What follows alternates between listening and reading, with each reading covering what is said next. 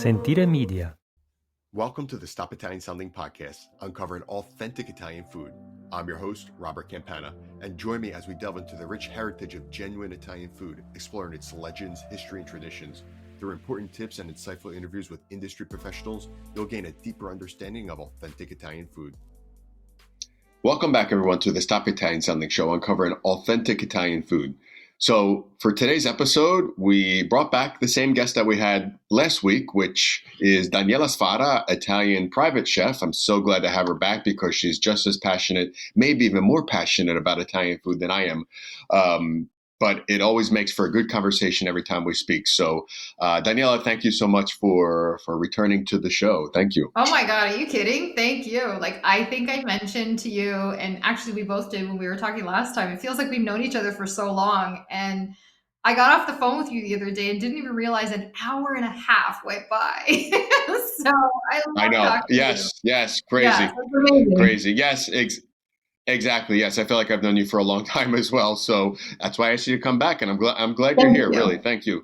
So I kind of want to zero in on a few topics today that are important to both of us when it comes to Italian food, the slow food movement, local foods, chilometro zero, just taking your time to sit down and enjoy using, local ingredients, simple ingredients, which you're an expert. I see everything that you post and that you cook, and I always get hungry every time I see this stuff that you make. But I guess I want to start off by talking about food as part of as a cultural identity. I'm Italian American, you're Italian Canadian, and food is a huge part. So what is your take on that? Food as a cultural identity. Why are we so linked to food, especially Italian food, as Italian Americans and Italian Canadians? That's a great question. I remember as far back as I was a child, I've always associated myself with food. And it's not to say that it's all we do throughout the course of the day, but you're right. There's definitely a correlation. And I think one of the things that for me is extremely important is, and again, it's also a word that I use often, is tradition. I don't think it's possible to speak about tradition, especially in the Italian culture, without speaking about food, because albeit food being on the table might not necessarily be the everything, it is the everything in the same sentence, right? Because it's the very nucleus of why we're together, what brings us together, how many people come together, and how our communities literally are communities. And a quick example is, long before I was a child, it was the one communal oven in town. So all the signore would get together, bake the bread together, they would make it together. And so tradition and food and community are all encompassed in Italian culture. I don't think you can have one without even considering tradition and culture without food, to be honest. Exactly. It's a unifying factor. It brings people together. You rarely argue. I mean, I guess you could argue over food if you're doing things wrong. Oh, yeah, absolutely. But it is indeed the unifying factor, and you hit the nail on the head. You mentioned community, and Italy is definitely the nation of many different communities, many different, let's just say, local identities, because Calabresi are not the same as Lombardi, and not the same as Abruzzesi or Laziali, Romani, Siciliani. They all have their own local identity, and that's reflected in the food. And that's what I think makes Italy so unique around the world. Not to take anything away, of course, from other countries, but Italy is so different. You go from even one town in Calabria to another one, and the accent changes, the way of life changes in certain aspects, and the food changes. So what? I know you always travel back and forth to Italy. What has your experience been with that? Well, it's funny you say that, because the one common denominator in what you're saying that I absolutely love is, no matter where you are in Italy, from north to south, and we've got the divide and a lot of people refer to the divide of North and South. People like you and I divide more l'Italia del burro e l'Italia dell'olio, which is the Italy of butter and Italy of olive oil, which is still North and South, but referring to cucina italiana. And so the one common denominator, and all it takes is sort of paying attention when you're around, is it doesn't matter which town you're in, which village you're in, which city you're in. If you sit and just watch people, the common conversation that happens throughout the day, any course of the day, be it mattina, pomeriggio, sera, is always about food. It's always about food. It's what are we eating It today? is. And then it's such an extended, passionate conversation of, okay, what are we eating? Which wine are we pairing with it? Where are we going to get the meat? What are we doing for this? You bring this, I'll bring this.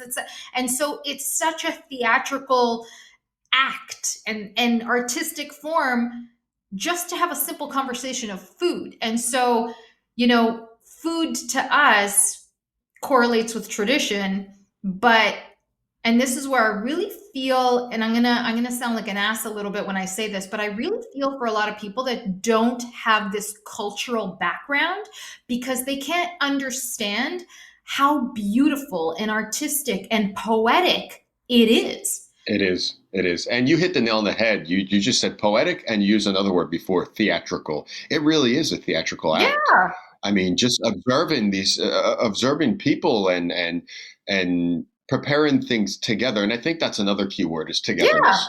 Yeah. Which really helps to manifest the passion that people feel in their communities, which you mentioned before when it comes to food. And you also said l'Italia del burro, l'Italia dell'olio. North and North traditionally speaking, they use butter, but of course now in many dishes are also olive oil is used. And you got me thinking of microclimates and terroir and small territories.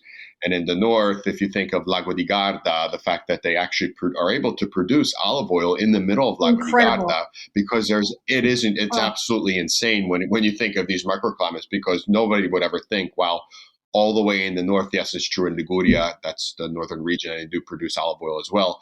But Lago di Garda is even more north, and they still produce it because that lake mimics the Mediterranean climate, which is so cool. But going back to the theatrical act of cooking things and shopping locally and preparing things together. Not everybody is fortunate enough, unfortunately, to experience that. But once they do, once they partake, in your home trattoria, for example, you recreate a fantastic environment, or go to Italy or go to, different friends, they experience that. And then they try to bring that back home as well. Am I right? For sure. And, so I started writing a blog this morning, and in my post on Instagram, so I had to walk away because you're understanding this now, but there are so many people that think that I'm silly for it. And there are some people that think it's just unreal and bizarre that I am this way. But food makes me so emotional to the point where I can stand there and cry. So there's a shop in Toronto, it's Speducci. And I kid you not, when I went in there and I spoke with Michele, I had tears in my eyes, not only at how beautiful the shop was, but let me tell you, how a store is merchandised is and can be one of the most incredibly beautiful things.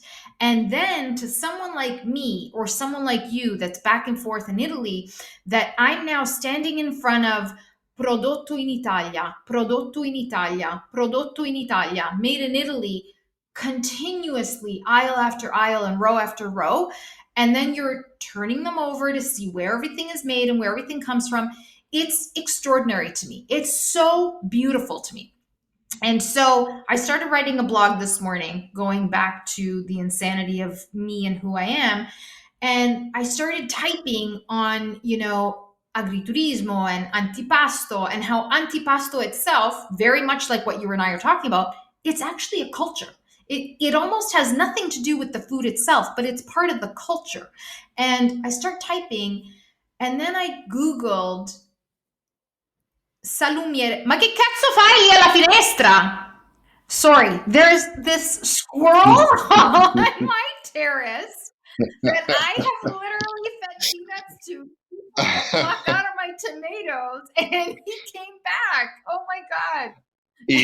If he's eating the tomatoes, I would have said the same. I would have said No, I worse. swear I would have to God, said like worse. he wants olive oil and basilico and sal now. Like, Well, just like you said before, you used to feed the construction workers. Now the squirrels are coming for your I meals know, as they're well. my So squirrels. everybody, they must have heard the Oh my podcast, God, it's crazy. last So episode. yeah, so I'm typing and I, I was reminiscing and recanting in a salumiere, in being in a nice deli shop in Italy. And I'm thinking, oh my God, I remember them all. And they're so beautiful. And even the way the salumiere would slice the prosciutto by hand. And so, anyways, we'll get back to that. But the point of the post is then I go and I Google salumiere in inglese. So, what is salumiere in English? And, there's such a romanticism even in the title, salumiere. In English, it's delicatessen cellar. And so, talking about romanticism and art and poetry, it's inexistent in North America. So they've now taken something so beautiful and created something so ugly from it. It's brought us, you and I and everyone else that has an extreme passion for Italian food, almost to the point where we really have to go back to go forward so we can teach people how beautiful it really is. Mm-hmm. But yes, because salumiere is it's like when I think of that word, I think of an artisan working something, that's crafting right. something. As simple as it may sound, that person is crafting That's right. something. And I never even thought to ask myself, how do you say salumiere in English? I guess, yeah, deli cutter, deli slicer, Well, deli, and then nothing to take away from the, obviously the people who do that, but um, it's interesting that there are words in Italian to represent art. the art, Yeah, of exactly, what the it art. You is. took the words right out of my Exactly. mouth. Like Hmm. even, pasticcere, biscottiere, everything. Panettiere, Right. everything, un pizzaiolo, every single thing has an art. Vattene via, non te lo dico di nuovo. Beh, ha fame lo And scoiattolo, dai, lascialo stare. I'm gonna sound bipolar here, but it's he's staring at me. So it's everything is an art. Everyone is an art, and the beauty of going back to the culture and tradition is Italians understand that. So it's not just about the food; it's about everyone it takes to create the art. So if we think of you and I buying a ticket, be it online or in person, and we go to the theater, we're sitting in the seats watching the show. But it's how many people it takes to create that show. It's not just the people on stage, but it's everyone behind that stage too. And the months and months and months and months of practice and creating the story that goes into our end result of watching that theater. Italians have just, in my opinion, obviously biased, mastered that with food because, and it's not just you and I saying it, it's people around the world that are proving it by traveling there, by investing in Italy to buy property, to live there, because they love it as well. Yes, you're absolutely right. And you hit the nail on the head this morning when we were messaging. You were talking about an antipasto, or I don't even like the word charcuterie board, so I'll say tagliere. Yes, thank Um, that they're like 200, 300 people behind that. You did the final step by putting it together. But there are so many other people. There were so many other people involved in helping to create that, and it's just a story behind all of the food products that go into that specific board. And I'm sure you, like me, could talk hours about that specific. I'm not sure exactly what you had on there, but I'm assuming some cheeses and some salumi, some cured meats Yeah, as there was well. a little bit of But just the everything. stories behind But it. then it's, Mm. this is where Italians get crazy, and I say in a good way, is we have rules to things. Let's take, you just mentioned the difference between antipasto and charcuterie. I also don't love that word. So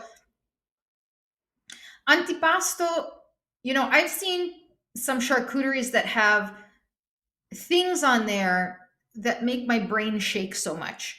Dried apricots, uh, different fruits, different stuff, we'll just say.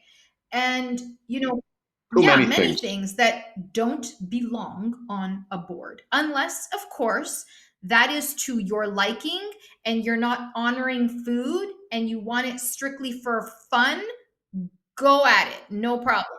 Hmm. But going also back to, you and I talking about quality ingredients, et cetera, and so forth, and the honoring and celebrating of the many people that it took, cultivating, harvesting, et cetera, the consortiums, da, da, da, da, da, da, da, da.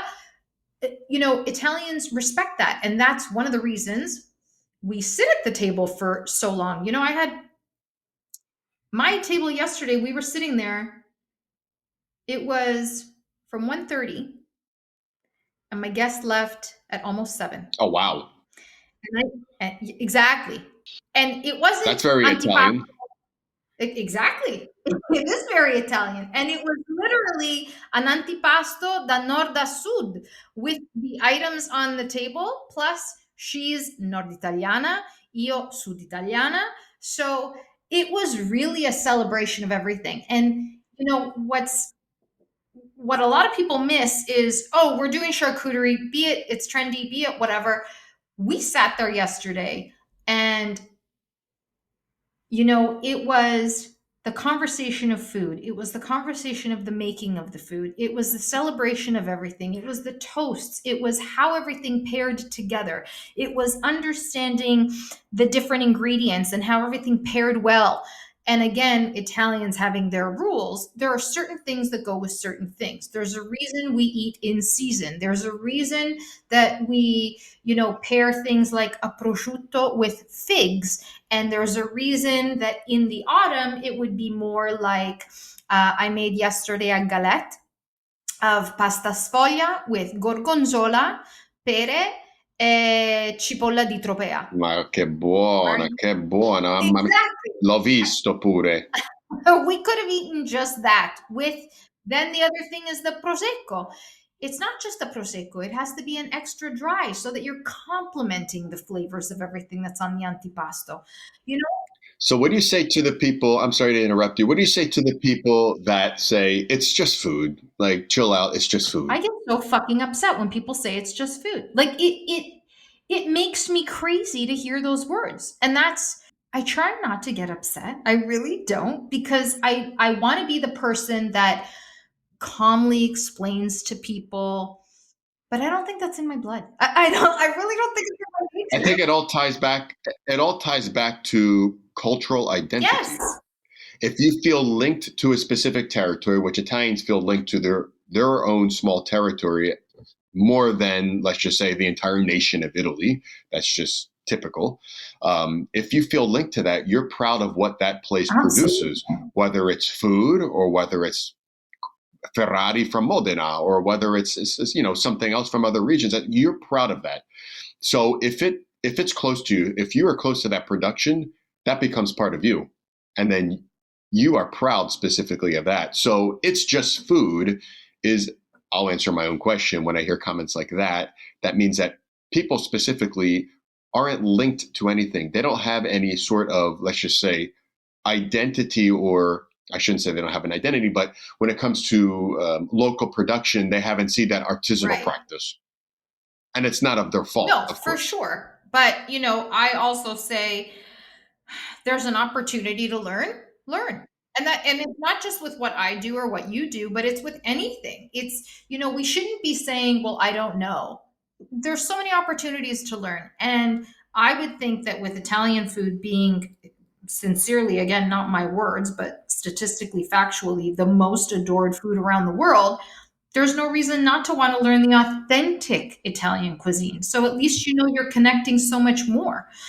When you say authentic, how do you decipher between Italian food, authentic from Italy, and Italian American, Italian Canadian? Do you consider it a totally different cuisine, or do you consider it a, let's just say, subcategory of Italian cuisine?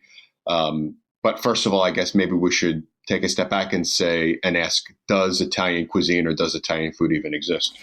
Um, Italian food exists in North America and maybe around the world. In Italy, Italian food does not exist. So let's put that on the table first.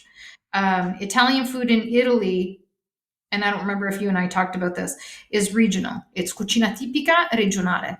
And it's region by region. And then within each region, it's so many more dishes than what we see as the common dishes or the known dishes.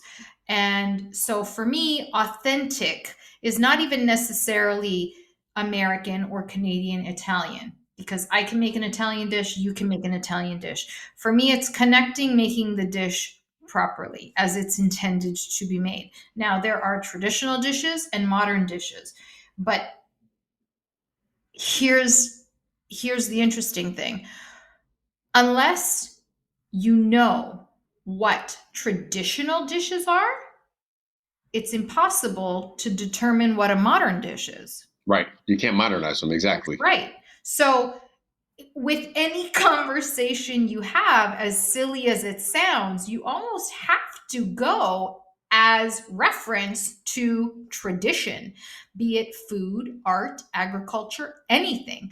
But you have to go back to know where you're going. And you can't understand what you're modernizing unless you know that you are modernizing something. And the only way to do that is to find its origin, right? So Exactly. yeah. Totally agree. So so somebody books a trip to Italy, they go for the first time or second or 10th, and they want to experience quote unquote traditional Mhm. food. Where do they go? I know the answer, and you know the answer, but I want to hear it from Okay, you. so I, believe it or not, get this one question from people a lot because they see my posts, they see when I travel to Italy, they see what I talk about with certain things, and I'm a major advocate of agriturismo. Um, and so when I tell people, and sometimes it really takes me a while to respond to people because, again, it's that initial lioness instinct that comes in. And, it's not because I'm trying to be an asshole, it's because I really do protect Italy for as much as I love it, as much as I respect it.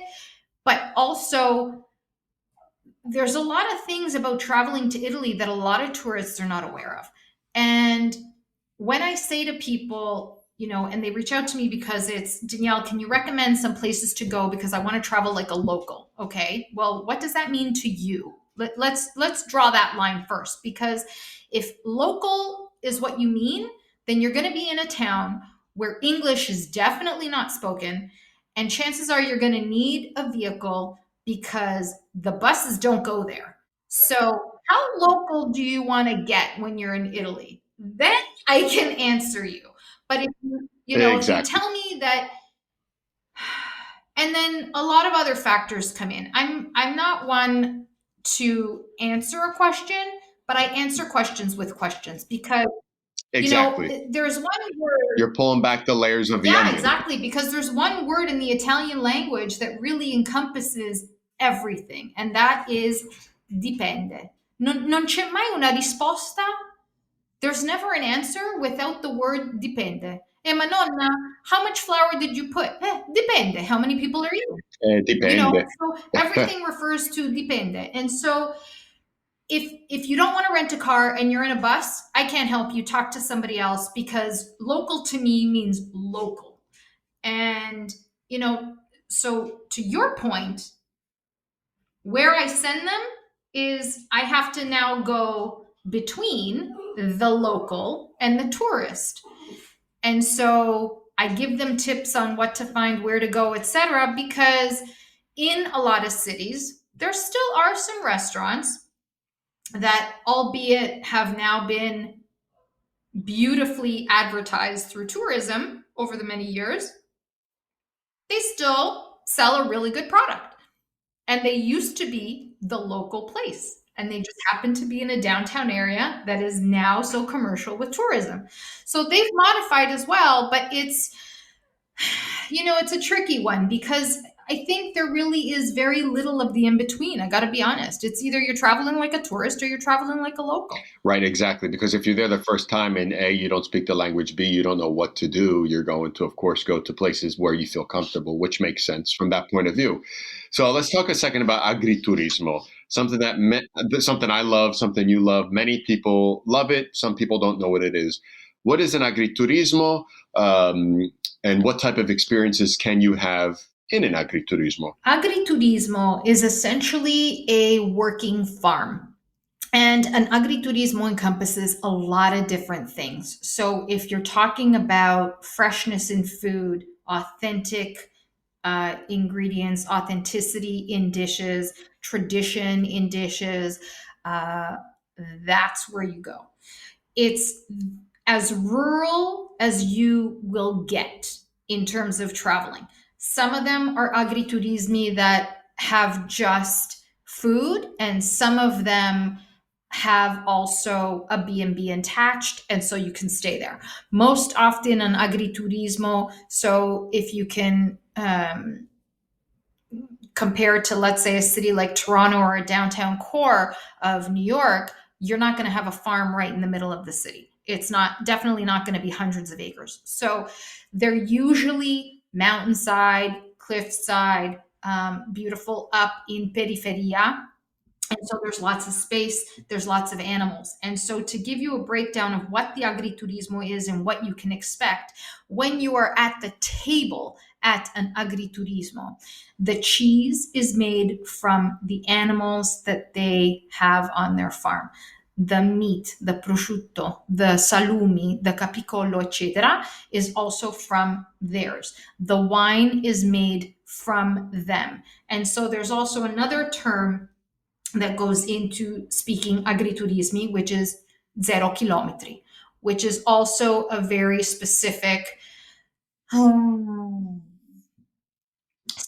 From farm to table, as we would say. exactly system. And so, I love that someone has decided that farm to table has been a popular name when, I mean, we look at things in Italy that have been done so long like that before farm to table was even a consideration of a term.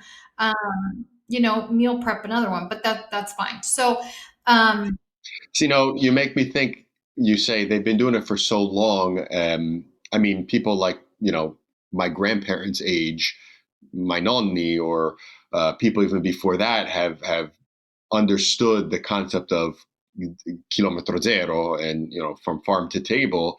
And oftentimes, when we think of that generation or that cooking and those recipes, we often say cucina povera, poor cuisine. But I also like to take it up a step and say cucina intelligente. It's more smart, in my opinion, than it is quote of unquote course, that's poor, very good. Yeah. because the concept of kilometro zero, farm to table, slow, local, is much more intelligent compared to quick industrialization, especially when it comes to food and especially when it comes to the health of that Yeah, well, food. and Would you and agree? the health of yourself too. I mean, why? It amazes me. It amazes me that people will bust their ass and sweat to go to the gym every single day to then ingest the shittiest food because they think they're doing themselves a great service by working out. Pretty sure that your body's not going to reward you from the outside. Like, Exactly. Like that, and then they'll have this protein bar with all this protein when you could just have something as simple as a little piece of Parmigiano Reggiano that has the same amount of protein. exactly.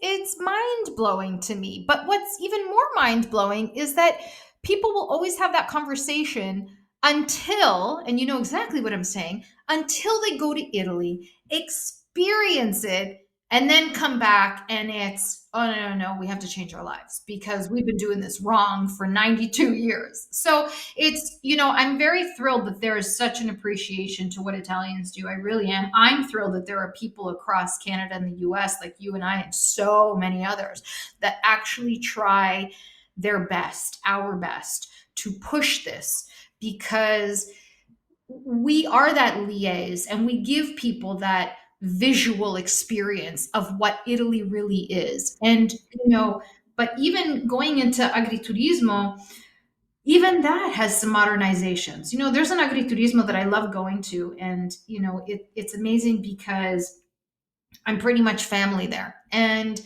I will tell you, I speak with quite a few agriturismi owners, and they very much on the same topic of conversation as food and stop Italian sounding is the agriturismi that a lot of people are not even aware of.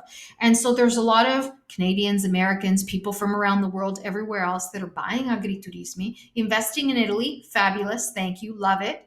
Going there, but not giving you the authentic agriturismo experience because they don't know how to farm. They don't know how to do those things. They don't want animals because they want a beautiful pool instead of animals that are going to make the farmland smell.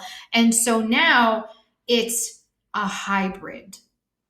And it takes away that very art that all of these artisan agriturismi contadini farmers have been working so hard to do. And so now the cycle has gone from the little nonnina that we need to keep today with her dishes and tradition is also now moving into the agriturismo.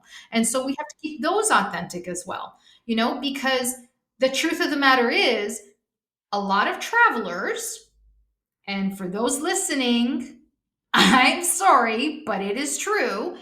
You want comfort. You want to go to Italy and you want to be in the lavish, but you want the local.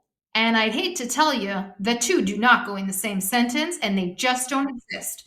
And and they like that they're going somewhere and it's familiar because it's an American owner and they can speak English or whatever. But that's not how you experience Italy. We have a lot. I feel like we have a lot to learn. We do. Would you agree? We have a lot to learn. What do you, in your opinion, what are the top 3 things that we should be learning from Italy when it comes to food?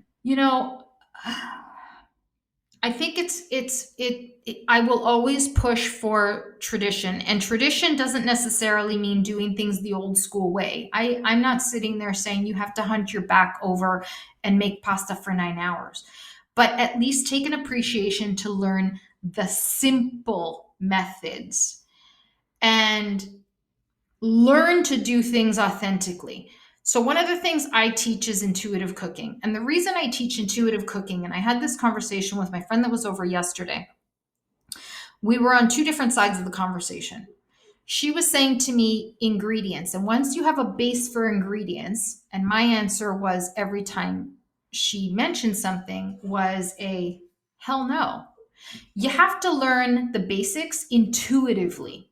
Because if you're learning the basics with understanding ingredients, or sorry, by measuring ingredients, you still don't have a basis. You're still adjusting and doing things. And so following a regulation, a specific number, for instance, is still going to keep you from, let's just say, jumping in the water as a baby and learning to swim.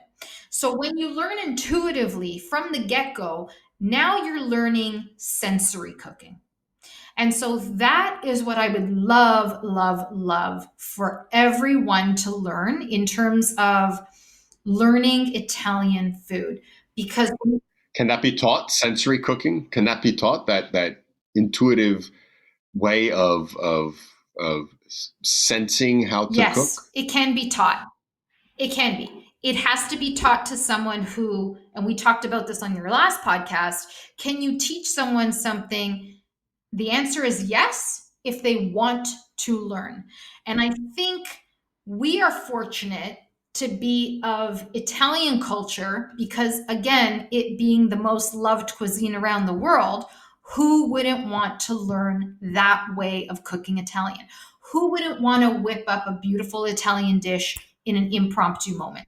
So I think 99.9% of the people would want to do it, but a lot of people don't have time.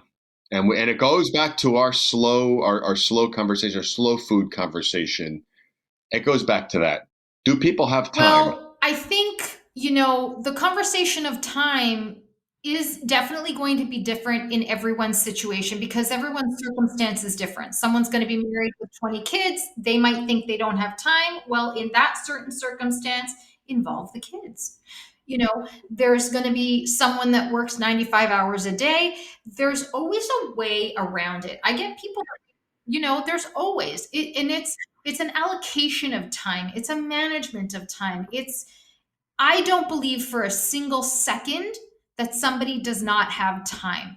And the mere fact that you have as many followers as you have, or I have as many followers as I have, is an indication that people have time, because otherwise they wouldn't be on social media. That is true. That is correct. And Yes. albeit that's an advantage for us for what we do and how we share and what we share. But I think really, if anything, the factor of time is easy, because even in my cooking classes, for instance, my, let's just pasta classes, by the time people leave my pasta class, or by the time I leave their house after doing a pasta class, they make pasta more often, because they didn't realize ahead of time, just like you're saying, the time, they didn't realize that it was so quick and easy to do, and they make it more often. Quick and easy, and also then they become proud of what they do because now they're creating something. And it goes back to what we said in the beginning of the show, the artisanal slash creativity of that, of making it. Our original example was salumi, but now even pasta or really anything else. When you create something, when you do something yourself, you take pride in it. Absolutely. And therefore you tend to dedicate the time to Of do it. course. Could be anything, could be food, could be That's right. It can building, be could any be industry. woodworking. Absolutely. For sure, for sure, for sure. Any industry. I agree with you completely. And so I think it's important, I don't even know if it's three factors. I think it's just one. I think it's learning to cook intuitively. I really do. And if that's not one of the things that people want to do or think they have time to do, I think if anything, they probably have an insecurity too. They feel afraid to, they feel they might not do it properly, or they might mess it up. Okay, I mess things up all the time. I pick up the phone, I call my mother. Thankfully and gratefully, I still have one to call. And ma fece questo che fece, che combinava. Non mi riuscivo storta, right? And so I'm telling her, she goes, do you know how many times I did that? And you know how many times it came out bad and whatever? And it happens. And if you think for 1 second, and I've said this on my social media occasionally on posts, if you think for 1 second that even in the best, most expensive, most luxurious restaurants, things don't get fucked up in that kitchen, you are wrong. Like it happens to everyone. You have to make mistakes It does. to Absolutely. improve. You can't improve without being in a terrible spot initially. So Exactly. It actually, to me, happened the opposite, believe it or not. When I made focaccia the first time, it came out fantastic. It never comes out like that anymore. The first time I made it was the best. I don't understand why I'm the opposite. oh Not my sure. God, that's crazy. And did you measure anything when you made it the first time? The first time I made it, believe it or not, was when I was locked in my apartment during COVID in Italy. And everybody, at least in Italy, from that point of view, was just cooking. In fact, it's funny because during COVID, in Italy we had a problem of not being able to find yeast and flour because people were making bread, they were cooking at home. And I know in places like the United States, I don't know if Canada had the same problem, but toilet paper was the thing that they couldn't find. So I mean, it just goes to show you, food is always a topic of importance when it comes to Italy. But did I measure the focaccia? Probably measured with like the things that I had. Not, I didn't have a scale, so I didn't use that. I think I just said, okay, this looks like 100 grams or whatever it is. I'll do this. This looks like this. I'll put it together. Do the typical, let the dough rise, and it came out great. It was awesome, delicious. Now I'm back home and I have the scale and I measure everything and it comes out good, but not great like Okay, before. so I was actually just going to ask you that. So when you attempted to try making focaccia again the second time, were you also in Italy, or was it when you got back here? Back in the U.S. Bravo. So there's something about ambiance that makes a difference as well, right? And so you have to first you have to start from a position where you want to do something, and it doesn't even have to be I want to make this beautiful dish, but maybe just change your mindset a little bit on I want to create something beautiful. I want to create an experience. And I think we need to keep reminding ourselves that experience is the ultimate goal. I don't want to wake up robotically, systematically, at the same time, do the same thing, go to the same shitty job, come home and do the same redundant thing every day. I want to live experiences. I'm fortunate to live a very beautiful romantic life. because I choose to live that way. I get not Hmm. everybody does. My son's 29. I'm out of that diaper changing stage. I have a different diaper child now because he's 15, blind, deaf, and he's a little fur baby that's so demanding. But it's different. So my life is worked out in such a way that at least I'm able to be home with my little child. But it's still, I can sit there and say, on the paradox, I speak with so many people. It's like, well, I'm not going to cook like that for myself. It's I, if it's not going to be someone else sitting there enjoying it with me, what's the point of me making it? Because you on your own as one person deserve to eat beautifully and deserve to have great experiences. So, I think we need to teach ourselves that we, even if we're not three people or five people, we should be living a beautiful life. Yeah, everybody should. And you mentioned something before, but that I found very interesting. The ambiance or the environment that you find yourself in influences what you do, Yeah. obviously. And if we take Italy, for example, lunch. If we think about lunch as a big time of the day, stores tend to close for a few hours. If you're in a university, courses won't run from 1 to 2. Like, people take the break. So you see, the entire nation is taking a break. I'm going to take a break because they put importance behind lunch in Yeah. this case, for example. So yes, environment definitely plays a huge role. And then, places like the U.S. or Canada, unfortunately, it's quite typical to not really give that importance. Unfortunately, not saying that people don't work during lunch in Italy, because some do, obviously, but from a general sense, it's ambiance. It's what, maybe not ambience, but environment, and what that environment allows you to do, or influences you Exactly. I mean, is it in easier doing. to enjoy those things in Italy? Sure. But I don't think it's impossible to enjoy them here. And that's what I think you and It's I very are really possible. getting to, right? It's not impossible at all. And that's what we're trying to get people away from. We're trying to get people away from come back from Italy or watch an Italian movie, feel inspired, feel great, and then back to regularly scheduled program. No, you can actually create so many things. Like, look, I do this all the time with people, be it clients and friends and colleagues or whatever. One of my suppliers came over today, messaged and said, "Hey, I'm in the area. I went to go see a client. Great."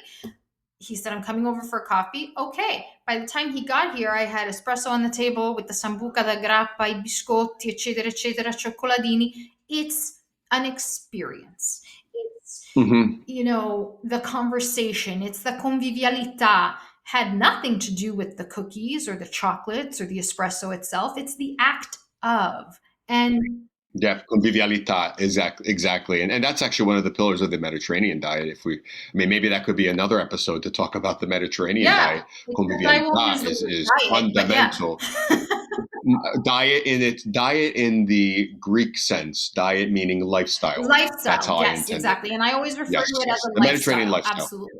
Absolutely. Yeah, Absolutely. So convivialita, that's right. conviviality, Yeah, togetherness. Traditions, like you said. I mean, you touched upon a lot of them.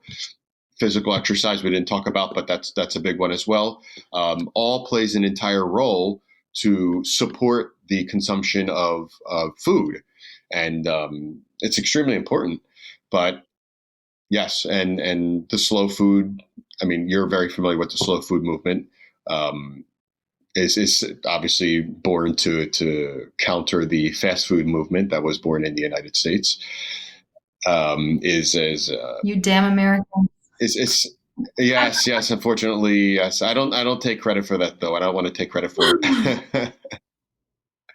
But No, and the slow food movement is yeah, just so sitting down, beautiful. taking a deep Yeah, breath, and enjoying a meal. exactly. I mean, if you look at everything, to sum it up, and this is going to sound wild to so many people, if you sum up everything that was on that table on my Instagram post this morning, which I had at the antipasto yesterday, it takes over 250 people to put that together.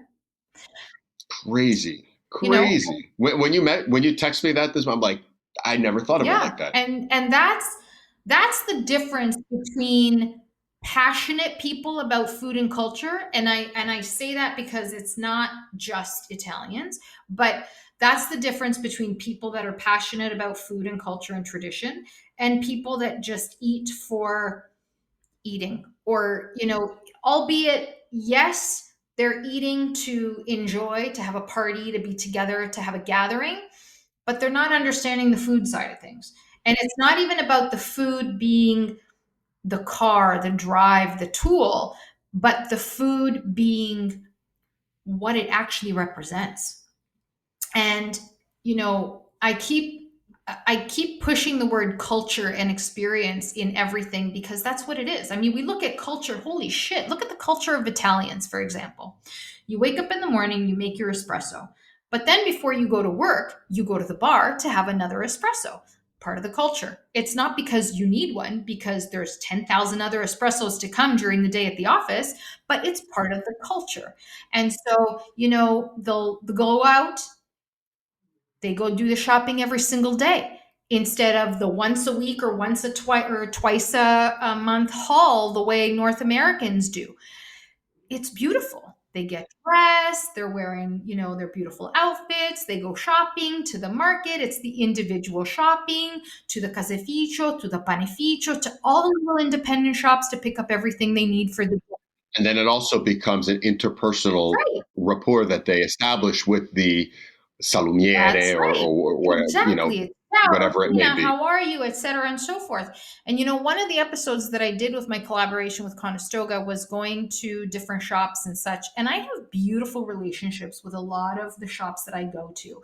And I love that. I do my shopping, I sit there, and it's very much the same conversations. And that's what we're missing. Where the hell are you going to get that when you go to a Sobeys or a No Frills or any other grocery store? It's I was just say those are bigger supermarkets in Canada. Yes, they are bigger supermarkets in Canada. Yeah, I forgot you were American for a second. Oh my god. Yes, yes, Um, yes, exactly. So I would have said like a ShopRite or an Acme. I'm not sure if you're familiar with no, those, but neither of the two. those are our bigger ones, at least in New Jersey, I should Okay, say. so there you go. It's independent shopping. It's beautiful, but then more frequently, which ties into both the lifestyle and the culture, because when you're going out every day, you're healthier, you feel good.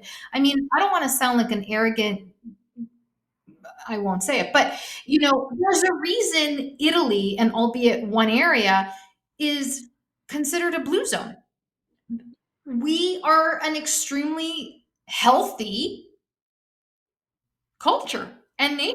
It's just so beautiful to be out at the cafe and see people walking around, and the old men walking in piazza, or the passeggiata, another, There's another one. culture and Yeah, lifestyle, a prendere il gelato, a fare, like doing all these things. That's all part of the culture. absolutely. And I think it also goes, it ties into the appartenenza, Yes. feeling part of something.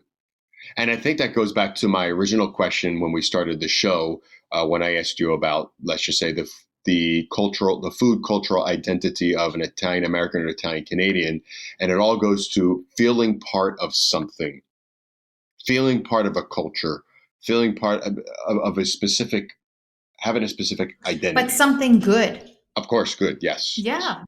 Not bad. I wouldn't be talking about it if it were bad. Well, no. I know, but there's a lot of things that people are part of that just don't make any sense. Like, if you look at a lot of Oh complete yeah. nonsense conversation for a second, but, a lot of social media groups. Why do some of them exist? And it's just to occupy people's time. It is the whole point of the Mm-hmm. time, right? Time that people don't have, Exactly. don't forget. So, you can't argue that you don't have it to learn something to improve your life, but then you have it to sit there and fry your brain. So, that's where I don't believe that we don't have time. So you have to want to learn. And yeah, so it's, I don't know, like, it's just such a beautiful thing. It's such a beautiful thing. It is. It is. You're right about that. And if everybody could take away one thing from today's show, it's to take a step back and enjoy the small things. Yeah. Less is more. Slow is okay. It's okay to take a deep breath and just figure out what you're doing. Concentrate on what you're doing. And in this case, we're talking about food. I was at my favorite agriturismo, Caniloro, And, I don't sit um, where everyone sits. So they have two kitchens. Their residential kitchen where Berardino, the husband, and Pina, the wife. Pina, I swear, she's like an older sister to me. I love that woman. And, from the first time I got there, I said, listen, I wake up really early in the morning. And she's like, beh, entri, vai, fai quello che devi fare, fai il caffè, non mi frega se sono le 4 del mattina. And so now this time it's even more family. And Berardino's mother came in, and she's this little 4 foot iconic village Italian lady. And I call her nonna because she reminds me of a nonna. And she was there cooking. And even watching her cook, if anybody else were there and they wanted to eat by a certain time, they would have been frustrated in the slowness of everything. And I will tell you, it was slow, yet not slow enough, because I wanted to savor it for so much longer. And so it was a beautiful dinner. I had just come back from Rustichella d'Abruzzo that day. And now you're talking, actually, here, now you're talking about a farmer that makes his own pasta every single day. He had the Rustichella and said, wow, che buona. So, yeah, so we had that at the table. He made some other stuff, etc. And Nonna prepared beautiful, beautiful pasta in the moment. And that's what I'm talking about.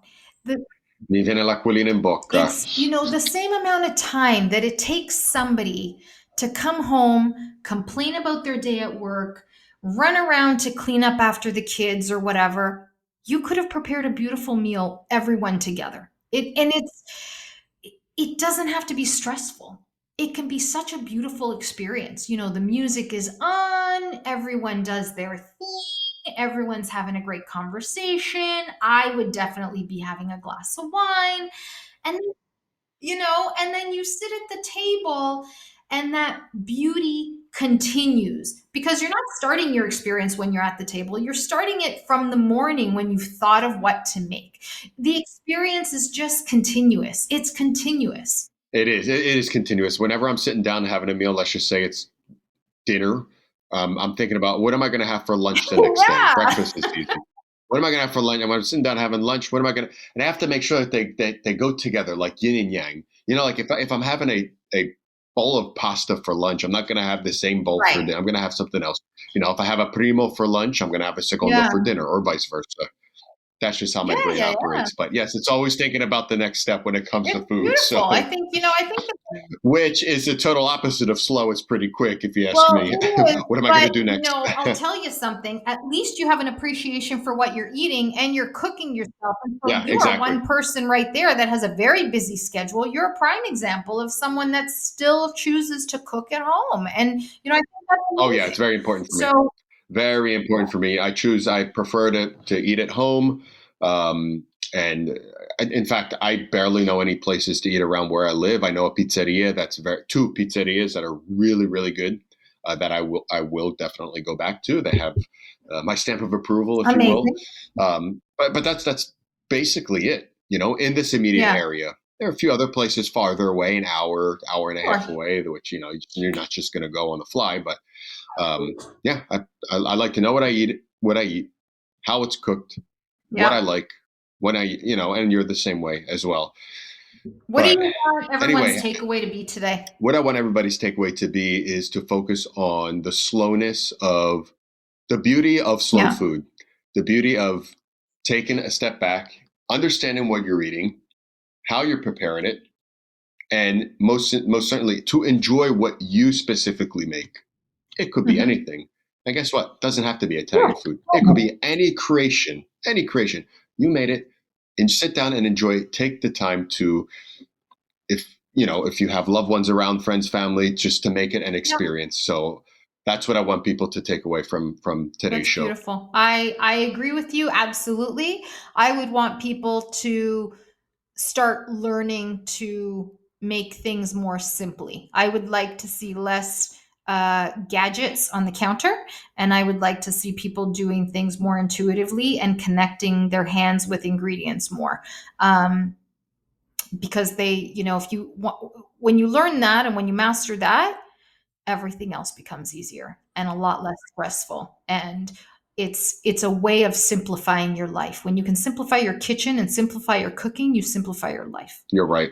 You're 100% correct. And I think those are two great messages to send to everyone. Daniela, thank you very much. I mean, for this, another great conversation.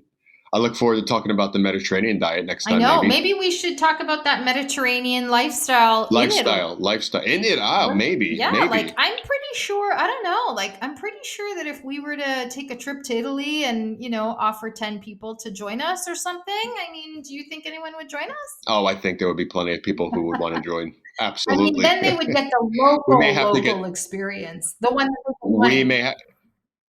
Oh, you mean the no English experience? We would be their translators, and they would be comfortable with us. So yeah, absolutely. Would be fun. Great. Awesome. Okay, cool. I look forward to having that conversation. Thank you. Oh my gosh, another great conversation. Thank you.